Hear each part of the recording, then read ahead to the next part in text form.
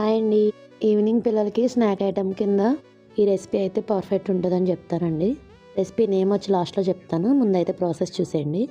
ఒక గిన్నెలో చిన్నగా కట్ చేసిన ఆనియన్ ముక్కలు, కొంచెం పచ్చిమిర్చి ముక్కలు, కొద్దిగా అల్లం వెల్లుల్లి పేస్ట్, అలాగే చిటికెడు పసుపు, రుచికి సరిపడగా సాల్ట్, కొంచెం కారం, 1 టీ స్పూన్ గరం మసాలా వేసుకొని బాగా మిక్స్ చేసేసుకొని దాంట్లో 1 కప్పు శనగపిండి వేసుకోవాలండి. శనగపిండి కూడా బాగా ఒకసారి కలుపుకున్న తర్వాత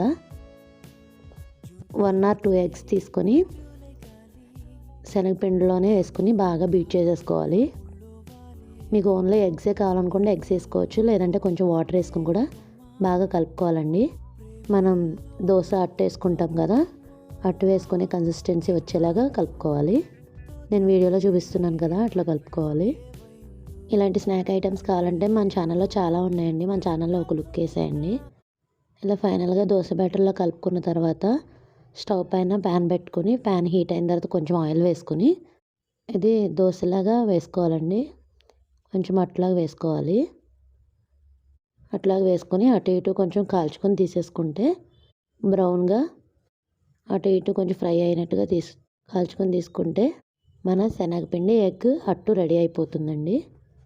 రెసిపీ ఎలా ఉందో కామెంట్ చేయండి. ఇంట్లో మీరు కూడా ట్రై చేసి చెప్పండి ఎట్లా వచ్చిందో. ఇదైతే మా చిన్నప్పుడు మా అమ్మ చేతి రెసిపీ అండి. మా అమ్మ మాకు టిఫిన్స్ ఏమీ లేని టైంలో ఇలాగా ఎగ్ ఆమ్లెట్ అయితే ఒకళ్ళకే వస్తుంది కదా, ఇట్లా శనగపిండి వేసి మా ముగ్గురికి షేర్ చేసేదండి. మేము 3 అక్క చెల్లెలం, మా ముగ్గురికి షేర్ చేసేది. ఈ రెసిపీ అయితే ఈరోజు నేను మీతో షేర్ చేసుకున్నాను. మీరు కూడా ట్రై చేసి ఎలా వచ్చిందో కామెంట్ చేయండి. Thanks for watching. Please subscribe.